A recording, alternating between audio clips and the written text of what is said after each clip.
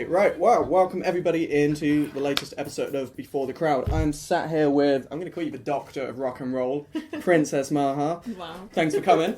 Hey, thanks for having me. That's all right. So, for people who maybe haven't read the description yet, Maha is the lead singer and guitar player for The Cut, which is her band. Just about to head out on the road on tour, which is kind of what this chat is about. The perils of touring, what we can expect from it, how the climate has changed from maybe 20 years ago, these glamorous days of touring, to the actual reality of it.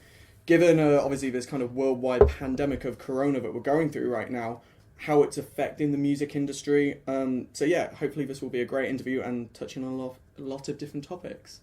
So yeah, welcome to the show. Thanks for coming on. Thank you. So let's dive right in. Let's talk about your upcoming tour. Where are you going? How did it come about? Tell us the story. Okay, cool. So it kind of came about kind of out of the blue, really, because I ended up getting a text on my birthday off a friend of mine that books Danko Jones, and just said, they've got this UK and Ireland tour. Do you want to go? And I was just like, wow. And then it was like, by the way, happy birthday. It just happened to be my birthday, but oh, that's nice. I was like, of course, Danko Jones is like a massive Canadian artist, and also with quite a similar setup to what we're doing with The Cut, because he is the artist, and then he's got a trio. So again, like, it's the same. The Cut is my solo project, and we play as a trio. So it was like, it couldn't really be a better matchup, to be honest.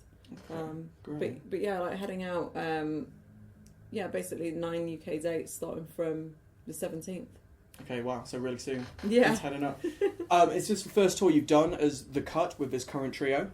No. I mean, it's been quite a few. I mean, we have done quite a lot of touring between, 2016, like quite long ones every year, and quite a few countries as well. Okay. Yeah, so, I mean, but it's the first time that we get to support a bigger act, which is massive. Right, okay. So that obviously means like playing bigger venues, more exposure to different crowds who maybe like Canadian fans who haven't heard your music before, and then it's showcasing yourself to this brand new range of fans, right?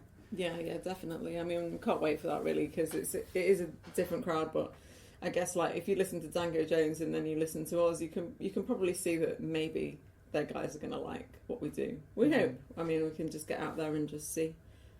I guess like, if you were going to categorise your music, what sort of genre would you say it falls into? Maybe for people who are listening who haven't listened to The Cut yet. Yeah, I guess like it's definitely rock. Mm-hmm. It's funny actually, because I use this kind of technology analyzer to analyse the genre of your music, because I don't know, like some people say we're metal, some people say we're rock, but I guess because it's screaming.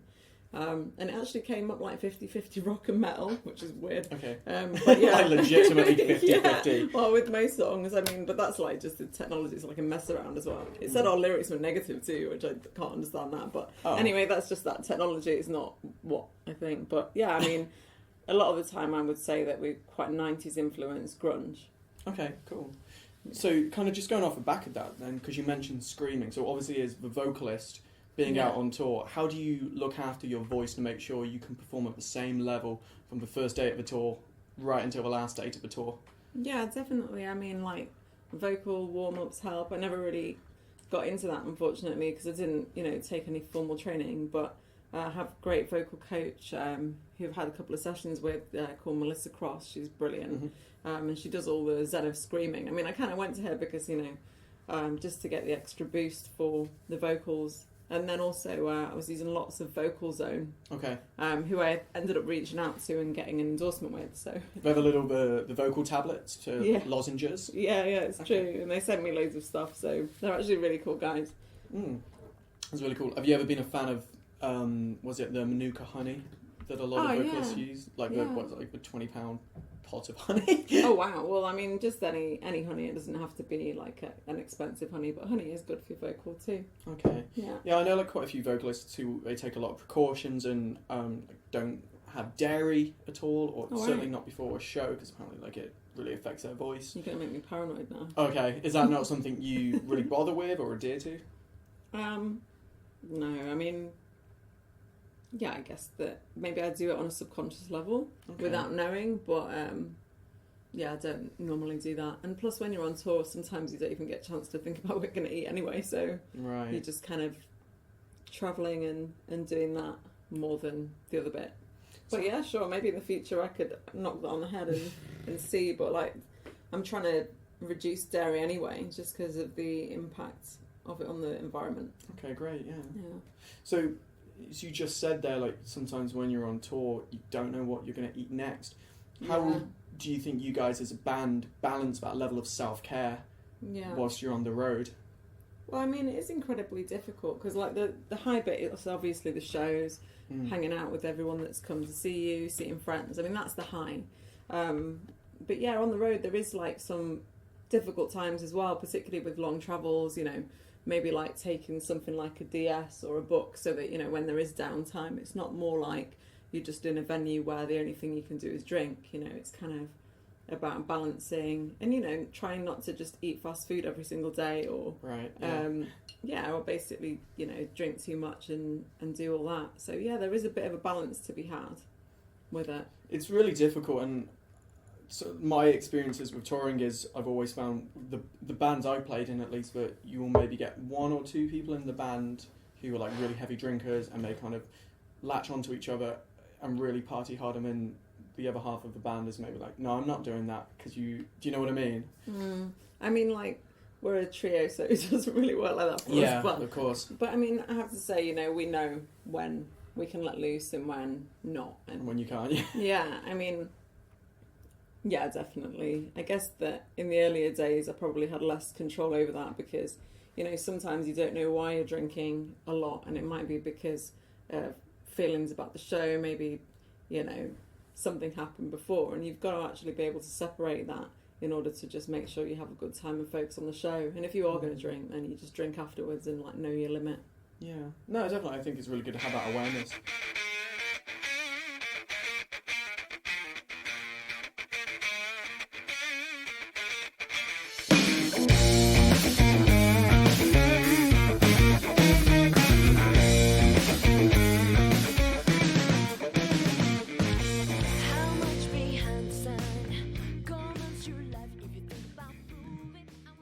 Yeah, okay, now we're going.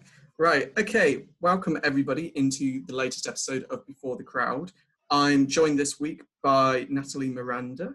Welcome to the show. Thank you, thanks for having me. That's great, it's a pleasure. It's been really nice to kind of meet you virtually online and do this, because I've been following you on Instagram now. Well, we've been following each other for, I don't know, it seems like however long. Time, yeah. Yeah, and it's been really cool to sort of see, like, watching an artist like yourself and go kind of, you know, through the different stages of their career. But you've just brought out your single Poltergeist. So Poltergeist came out in March this year, just before lockdown. It seems like ages ago now, but yeah, it seems to have sort of, I think it's doing all right. I think people are liking it. So yeah, and I'm working on releasing a new one very soon. It's being mastered at the moment. So. Oh, okay, cool. Yeah. Can you tell us a little bit about the new single that's coming out, or is it top secret? No, not really. It's called Catch 22. It's nothing to do with the book or anything like that. But it's a different style. It was kind of inspired more of sort of from, like, I'm going to say blues, and people are going to expect a blues song, but it's not. It's just like the old kind of blues bands, maybe like Free, that kind of base their songs on blues rhythms and structures and things like that. But it's a pop song ultimately, but it's just got me in it. So, you know, it's got like a soul vibe, a blues vibe, and it's different to Poltergeist. It's different to Red Light that I released a few years ago. I'm excited about it, and we shot the video yesterday. Took the whole day, and it was so hot and really, really hard shoot, but it's finished, so yeah. Amazing. So what made you go in the direction of having kind of that blues influence in your music? For this new song, I just wanted to do something different to the others. The others were just distinctly pop tracks in their production and everything, and I'm inspired by old school blues and soul and rock. I love that kind of vibe. I love pop music. I love to dance to it and sing to it, but I'm not really a kind of pop sort of girl kind of thing. So I just wanted to kind of put that into one of my songs and just put it out there and see what happens. Nice, that's pretty cool. It's, yeah, I guess it's good to go in those different directions as well, because like having all those different influences and being able to bring it to the forefront of your music and allowing your music to change and adapt, I think is really important. Yeah. But I guess like what I was going to ask you then, kind of going back to Poltergeist a little bit, what was the meaning behind the lyrics to that song? So it wasn't actually anything I've been through. It was literally inspired by the word poltergeist. I just thought, oh, it's a really interesting word and it conjures up so many different things in people's heads. So I just kind of put it into the context of a guy that just keeps coming and going in and out of someone's life and turning her world upside down, like poltergeists do, kind of thing. So, and I wanted to make it kind of dark and kind of creepy. So the video is quite creepy. So that's the story behind it, really. Yeah, I watched the video and it's super minimalist, because it's, for anyone who hasn't seen it, like you're in the dark room, you're kind of on the floor for a lot of it, and you've got like the single light bulb above your head and it's flickering a little bit. And is that sort of to, like you said, imitate like if it was a poltergeist, or? So the video was shot literally in a closet. It was a tiny little closet. It's not a room, a tiny closet. And we just painted it black. And the idea for my sort of view of that was like the girl's mind. So she's just going crazy because she doesn't know whether she's coming or going. And, you know, it's just really upsetting for her. And the light was just to add a little bit of drama to it. And, you know, because like you said, we wanted to keep it minimalist. But it had a great effect on the video in the end. So yeah. I'm really happy with it. It was on a budget, so. But it genuinely doesn't look like it's on a budget, because, you know, the way you've shot it, the cameras, the lighting, and it's not just like sometimes you see a music video and it's sort of one shot the whole time, but you're coming in from different angles, and it doesn't look like a budget video. It looks great. Oh, thank you. Right. So did you write the music behind Poltergeist as well, or how does your songwriting process work? So I generally write lyrics and melodies, and then actually my writing partner is my husband, so he goes away and writes, puts the whole track together and does the production as well. And yeah, we kind of work very well like that. I just find it easier to write top lines. They just come really easy to me, and I just let the experts put the kind of structure together. Nice. Is it challenging kind of working with your husband and someone you're so close to, obviously having a personal relationship and then a professional one? Are there sometimes differences? There are sometimes differences. I mean, we've been writing together for a really long time, but you know, sometimes he'll insist on something and I'll insist on something, and then like we'd talk about it, but at the end of the day, like, it's my name going out there, so I usually get my way. Right, you get your way. Yeah, but like I'm always happy to listen to positive criticism for sure.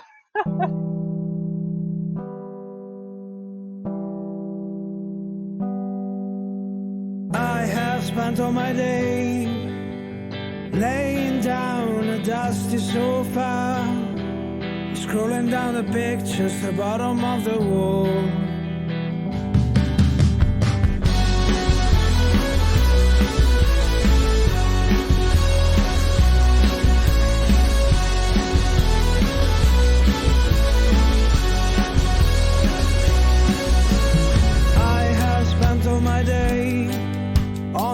Statistics, surrounded by backticks. What can I say? I go crazy when I go out. I go crazy when I'm staying here for too long. Time to tell me doesn't matter. I'll be fine with a glass of Pinot, or maybe two.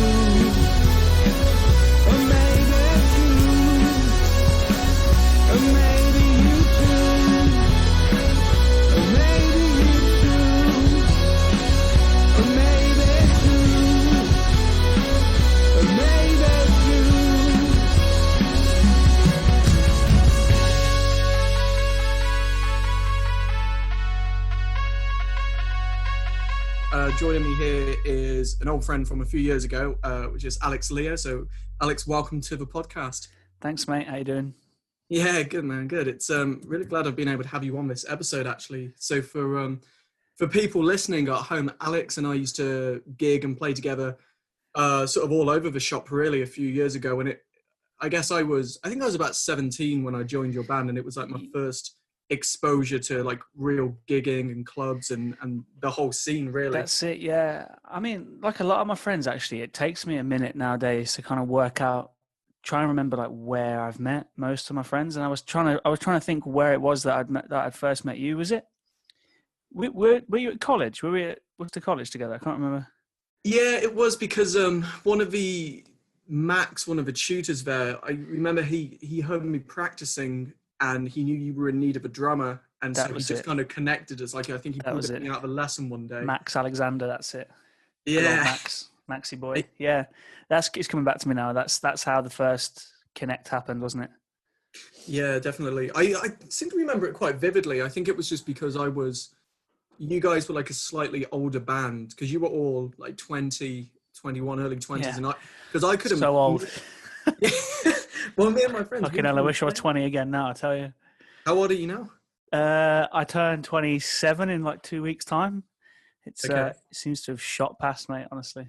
Weird. How are you feeling about it? Okay, I've made it to the 27 club, just about, if I get there.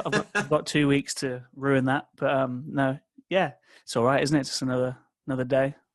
Definitely, yeah. I mean, it was, for me, when we started playing and doing all those shows together, it was such a great experience because, like, I was 17 and couldn't really play in any of those clubs sort of legally or without ID, which I didn't have at that time. So playing with a band who was slightly older meant I got to go into these venues. That's it. That I couldn't normally play in. So it's kind of nice. Yeah, it's funny. It's funny. I wouldn't want to embarrass you on your own podcast, but it's funny. Your name came up in conversation a few weeks back. Actually, we were talking about that one night we played a show in Birmingham, and we came back to mine, and we got drunk on Jack Daniels. Do you remember? And you were like, I think James like had to like help you down the hallway numerous times to find your way to the bathroom after a few too many JDs. That was I think it was like your dad's fault, because he like gave me Jim Beam and I had like no idea what it was. That was it. Yeah. He kind of got you drunk, didn't he? I think your mum was kind of annoyed at him because she was like, "Oh my God, like you can't, he's staying in our house." Yeah. Because like you say, we were a couple of years older, so we kind of, it's easy to forget, isn't it, once you start gigging together at that age. But yeah, good times. We had some good fun, didn't we? Are you still in touch or playing with any of the other guys in the band? So me and James still, although we've kind of had sort of a hiatus on our little production duo of late, just because we kind of worked solidly really since around the time we'd met. So it's, and even before then, we'd been pushing on like a decade's worth of confinement in that little studio shed of ours. And I think it kind of reared its head just around the time that I was making plans to go to New York. I know James wanted to pull off into slightly different writing directions and have a bit of headspace. So, we keep in touch all the time just as mates, but we haven't worked together for probably a good 6 or 7 months now. But we still do have like the garden shed, that's the famous little studio shed. We still co-own a lot of musical gear together. So we're still musical compadres, but we just haven't done anything together. But the rest of the band, they've all, from the time we played together, they've all kind of moved on and done their own things. I don't know whether Kurt's still playing. The last time I saw Kurt was, I've seen him briefly just for a beer since, but the last time we played together was his mum's 60th, I think it was her 60th. He dragged us up and we did like a jam band thing. That's the last time I played with Kurt. I don't think he plays that much anymore, to be honest. Okay. I think he stepped off into the real world and got himself a real wage. And I think Sam. Who else was in the band at that time? I don't know. We went through a few players, didn't we? I mean, like, you drums. We had James, Kurt, bass. I think I was exclusively with when James was on guitar and Kurt played bass. That's it. Yeah. I think we had. Oh no, Josh came and played. Oh yeah, Josh Taylor played. played a few gigs with us, That's and he right. played. I think he played bass for a couple, maybe when Kurt couldn't make some shows, and then I think he just kind of played some keys. He played some keys as well, didn't he? At the one famous gig we did at the infamous Yardbird. That's no longer with us. That the best venue in Birmingham it used to be. But is that the Yardbird isn't there anymore? No, it's all gone because they've redeveloped the whole of Birmingham city centre now. But yeah, it got knocked down when they kind of restructured that whole area. So yeah, it's no longer there, which is weird. But yeah, it was a great venue. I mean, it's a very famous jazz venue, wasn't it? Predominantly. Because I remember a few people being quite impressed with your kit because it's very like jazzy. That bar used to be. There's loads of, and yeah, man. God, I don't know where the time goes. It's weird thinking about back on it all now. It's just like what it feels like yesterday once you start delving into memory banks. But yeah, I know it's funny just talking to you and like it starts opening it up a little bit. But I guess kind of moving with the present, man. Where's your music heading at the moment, and what are you working on? So most recently, I mean, before the big lockdown happened, I just recently returned from New York. Actually, I'd spent 5 weeks out there working with some incredible musicians based out of Brooklyn. And it's kind of it's quite a funny story how the whole thing came about, really. It was, so, there's so far sessions that float around. They're kind of worldwide now, aren't they? They're kind of, the internet's saturated with YouTube videos of good quality musicians playing stuff. But yeah, anyway, I did one of those for a London session, I think it was. And it must have just popped up on the Instagram feed. And around the same time, there's a guy in New York, a guy called Quinn Devlin, who's a great musician as well. But he'd done a video around the same time, and I think we just got hashtagged and something together. And he must have stumbled across my video like organically on Instagram, and he just reached out, showing some interest about like my music and what my plans were and stuff. And we just kind of basically started like a pen pal Instagram friendship thing. That was really weird, but over the course of sort of 3 or 4 months, we started realizing that like I was in a place of kind of, I was just a bit lost musically, like creatively. I felt like everything that I'd worked up until that point, and the whole progression that I'd gone through from the years of obviously meeting you and being at college and then going to university and being like a career-driven musician, you kind of get to a point where it's really easy to get to sort of your mid-20s and think like shit, what direction am I going in? And I just totally felt like creatively at a real crossroads. Didn't really know what to do. Didn't really feel like my sound is representative of what the direction I wanted to go in. And so I was kind of expressing all of this to Quinn, and he just said, "Look, mate, I've got a bunch of really great people out here. We've run a studio together. We all chip in on rent and stuff, and we run this studio out in Brooklyn. And I'm pretty sure if I had a discussion and showed some of the demos to some of the guys, we'd be able to do a really good rate, because we know you're going to travel far, and we could make it happen. You could come and sofa surf with us for a few weeks, and we'll get some ideas down, and hopefully it'll reinvigorate some inspiration." And so I started thinking about it and thought, yeah, this could be a really good opportunity, but I wasn't sure how much it was going to cost. And so then they came back with a quote, and I was like, being an indie musician, cost is always a big factor. I guess even when you're on big labels, it's still a factor, but when it's your own back pocket, it's definitely. Anyway, yeah, of course. So I looked at it and made it work, and so I think that was in May time. So being the spontaneous person I tend to be, quite impulsive, I wanted to just vet that it was all going to be legit, because obviously I'd only met this guy on the internet for a few short moments. So I I flew out for 4 days in June. I just booked a flight and flew out to see him, to see if it was like, if I was going to be catfished or not, or if it was going to be like the real deal. Do you know what I mean? Yeah. So I flew out and everything checked out. I couldn't have landed on more of a gold mine in terms of the community and the people and the vibrance of culture and the knowledge of, the musical brains in the room it was just, yeah. And straight away within those, like, I think I was there for like, it worked out for just over 48 hours or something. I was there, and I just came back like jet lagged, but buzzing, because it was such a quick visit. I hadn't even adjusted to the time zone, but it was just like an injection of exactly the kind of thing that I needed. So I came back then, and we made a pact. I said, right, I need to just work solidly as a working musician. I need like a couple of months to get the funds together. So I just rejoined. I just did everything I could to make the cash. So just, did all the function stuff, all my usual sort of things that are away from my original material, all the function gigs, corporate gigs, weddings, all that malarkey, as I'm sure you're well acquainted. Got to pay the rent somehow. That's it, mate. So got it together, and got out there. I went out there in October, and was out there for 5 weeks, just kind of living as cheaply as I could. Luckily, all the guys that were out there let me crash with them, so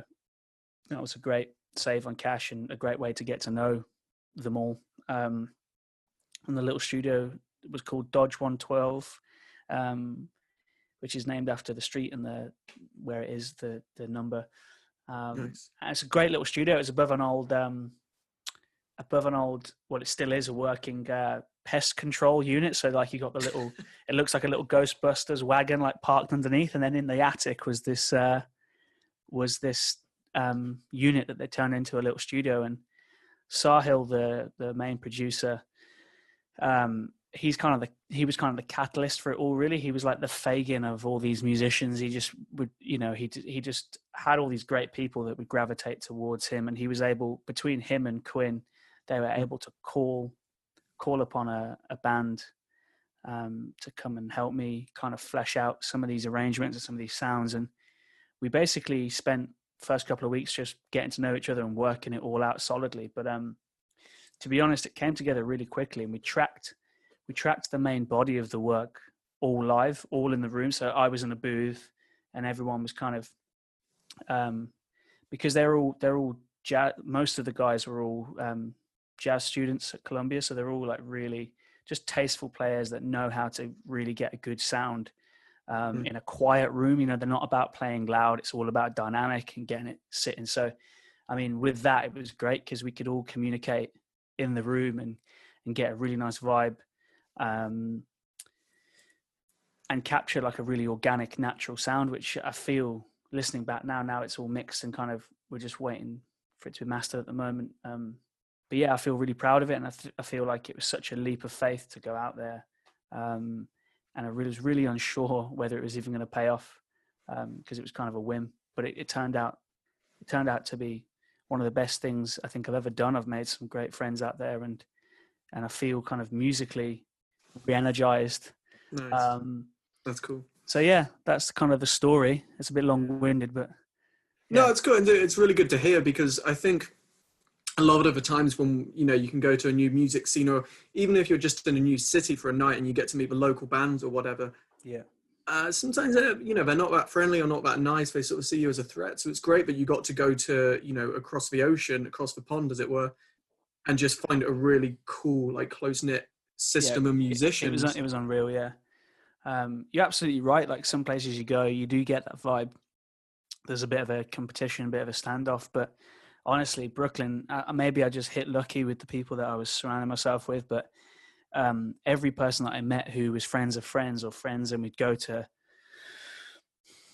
gigs or parties or whatever, like, everyone was so accommodating. And maybe it was because I was the foreigner and they wanted to like be a good host or whatever, but it was just, I never got that vibe once. Everyone was so engaging and really passionate about what everyone else's projects and what they're all up to, and it was a real scene. And to be honest, like, I did feel a little bit like deflated when I came home. It took a while to get used to it again, because I kind of felt like I landed back home and I just thought, shit, like, I just got inserted into a scene, into a ready-made like vibe where everyone was kind of on this frequency together. And I kind of came home and I was like, I don't feel like I was thinking of who I could turn to like, where's my scene kind of thing? Like, where's my scene back here? And I just thought, because I've dipped in and out of so many different scenarios in the UK, like I kind of felt a little bit lonely almost. It's like a little bit like, oh, like I know there's a ton of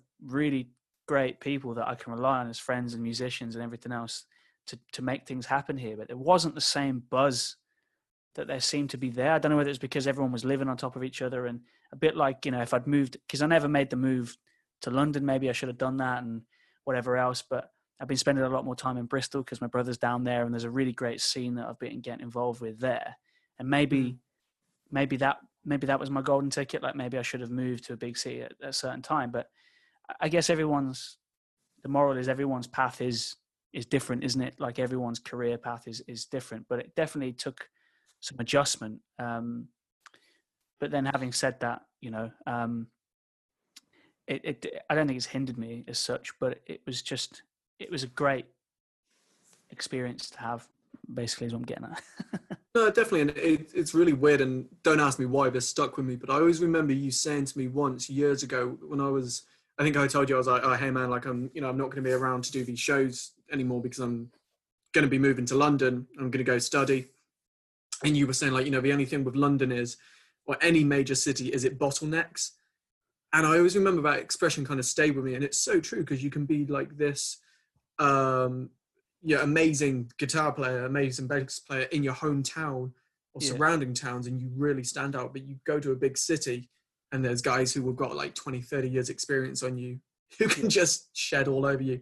Maybe it's a bit different as a singer-songwriter because you have your own sound that is very unique to you. Like no one has your voice. True, but there is still definitely some similarities in that though. If nothing else, just the attitude, I guess. But like, you know, as the years have gone by, I've spent more time in those cities, and like just before this happened, I was in London kind of more than I'd ever been. And like, yeah, I was starting to really see the benefit of being amongst it. And if you can hold your own, you know, and you're willing to work hard, which you know, since I met you, I knew that you were one of those people that were just very driven about your instrument and very driven to make it not just a passion, but, you know, it really was your life, and it is your life now. You know, I knew that somewhere like London would be the perfect habitat for someone like you because, you know, those types of places with those types of attitudes, you can thrive because a little bit of competition is obviously always good. It's always good to be around people, and obviously you're meeting people all the time that are always trying to push themselves too. And that old saying, I forget the exact saying, but about surrounding yourself with people that are kind of almost better than you, because it really does elevate your, you know, you do become who you surround yourself with. I'm a massive believer in that. You know, and when I went out to New York, I definitely felt like the worst musician in the room. But weirdly, I loved the fact I loved that feeling. It made me feel so weirdly empowered. Like I wanted to just learn more and like about all aspects of the process. You know, even though I'd been doing it 10 years, there was things that I just didn't know or I wasn't aware of just by looking at these guys that just live and breathe it, and musically speaking were just so intelligent and so tasteful. It just really inspired me to, and you know, so, and I came away from that feeling like, well, that's the bar now, that's the level. So like the level has now gone from I'd been in this weird state of plateauing, like not really knowing where this next stage is, and now like the threshold's been set again. So now it's like, you know, I feel like there's another bar that I need to reach, and I think that's how you get better as a musician, isn't it? Is it always definitely surround yourself with those people. And if you're in places like London, and you know, Bristol's another great place for it too.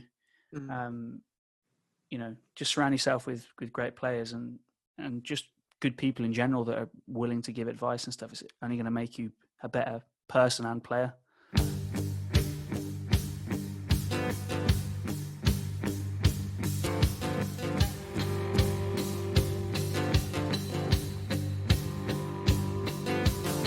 She needs a drink of something strong, so that bitch on her face loosens up for everybody's sake.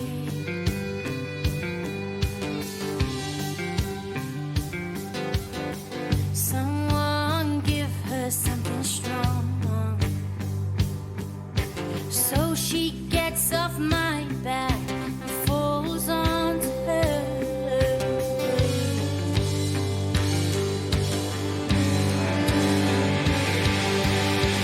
You wanna take us on, Dolly, Loretta, they heard. You'll never know what drink we're on, so come on, take on the country words. Maybe she's going through the change. Her husband's not fulfilling her.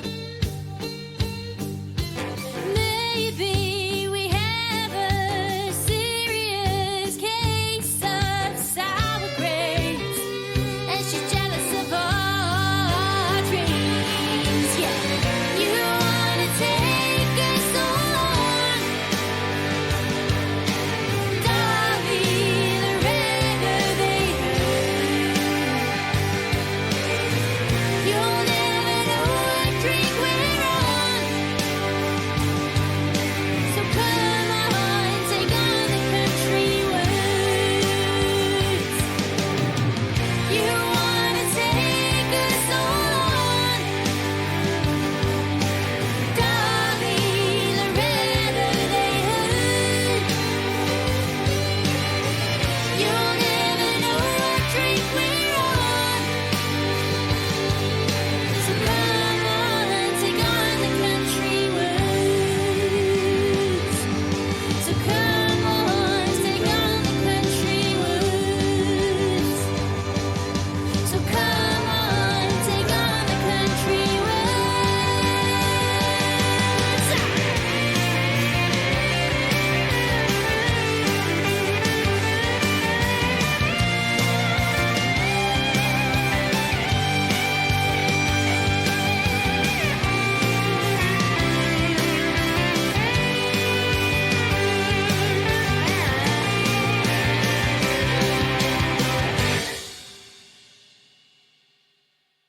I know we've almost touched on it a little bit, but what would you kind of say your kind of main influences were and are currently as an artist? As in other artists, or? Yeah, I mean other artists or maybe inspirational people, or yeah. Yeah. So someone asked me this the other day. They asked me to write an article of my 3 top women, or top women that have inspired me, and I couldn't think. Honestly, I could not think, because all I can think of is there's an artist. I love Ashley Monroe. I don't know if you know her. Yeah. Oh yeah. You'll know that because of me. I just remembered. Yeah. I love her, and I think my music is the way my music is because of her. Like the way, like when I found her music, you're laughing because you know. I feel like I found my place in music and country music and all that kind of stuff. But other than that, I don't know. My mum, I mean, I love my mum and I'm very similar to her. My friends, like, Okay. honestly, like someone asked me to write it only last week and I struggled. I really, really struggled to just find 3. Like I love Julie Andrews and how kind she is and how, like Dolly, the way she lives her life. But then I just go to think, I don't know how she lives her life. This could all be a lie. Right, yeah. But the way she is in the media and the way she holds herself in the industry and how she puts her music out and how she does good for others. I mean, if we're just talking about artistry here and me in my music career, I'd want to follow in her footsteps. Just as a person, as a musician, as a writer, as a vocalist. Yeah. Like, for sure. It's great. I think it's interesting as well because I kind of will often ask this in a podcast as a kind of sort of closing question to really get to the root of people's music. But I think you're the first person who's ever given such a holistic and heartfelt response as to say, my mum, my family, my friends. And I think that probably relates to the genre and the style of your music as well. Yeah. I mean, I try to be an honest person. And I think I get very inspired by, like, if someone says to me, like, this is a silly example, but if they're like, oh, I watched Hercules today, I'd be like, oh, I want to watch Hercules now. Like, I get very inspired by other people, and I take things in. Mm-hmm. I'm very easygoing, and I take things in. Like, if my mum's like, do you want a cup of coffee? I'll be like, yeah, I'll have a cup of coffee. I don't want one, but I'll just have it. Do you know what I mean? Just silly things like that. But I find it hard to be really inspired by people who I don't know. Because I think at the end of the day, I just want to be a good person. Yeah, of course I want to do music and I want to be successful, but like we just discussed, I just want to be happy. And it's the main thing, isn't it? Yeah. I had to laugh when you spoke about Ashley Monroe because well, you put me onto her for a start, and I think I can pretty much sort of attest my love of country music probably from really starting to play drums with you and sort of going from there. Oh, really? Yeah, and I think it set me on a path, which was great. But the reason I was laughing because I was listening earlier today actually to an Ashley Monroe song. You probably already know it, Monroe Suede. Yeah, love it. And as soon as you said about writing about a bank robbery, and I just thought of you and Ashley Monroe as Outlaw. Yeah. That song she is such a cool songwriter, isn't she? Yeah. Oh. Next time she's over in London, you can come and see her with me, because she puts on a great show as well. She's just so honest and so herself. But, yeah. I love how I said that. You can come and see her with me. I'm like, yeah, she's Harvard. You can't.